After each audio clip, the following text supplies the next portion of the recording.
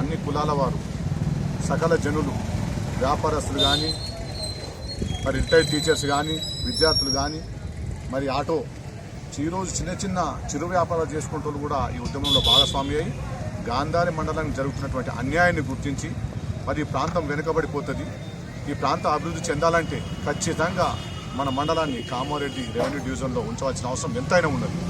మరి దీనికి ముఖ్యంగా ఈ ఏదైతే డివిజన్ మార్పు చేయడానికి మన స్థానిక నేతలే కారణమని చెప్పేసి చెప్పక తప్పదు.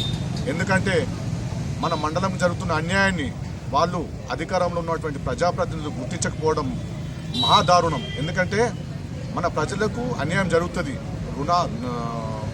ఒక రకంగా చూస్తే కామారెడ్డి వెళ్ళాలంటే మనకు అర్ధగంట లోపల కామారెడ్డి వెళ్ళి విద్యార్థులకు కానీ, వ్యాపారస్తులకు కానీ ఏ రకంగా చూసినా మనకు అర్ధగంటలో పోయి పని చేసుకునే వచ్చే అవకాశం ఉన్నది.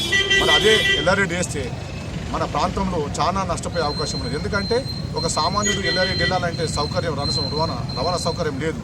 మరి ఒక వ్యక్తి వెళ్ళాలంటే 3-4 వేల రూపాయలు ఒక జీప్కు పెట్టుకొని వెళ్ళవలసిన పరిస్థితి ఏర్పడుతుంది. కాబట్టి మరి దీనికి స్థానిక ప్రజాప్రతినిధులు తెలుస్తలేదా, మరి స్థానిక శాసనసభ్యులకు కూడా ఈ విషయం అర్థమవుతలేదా?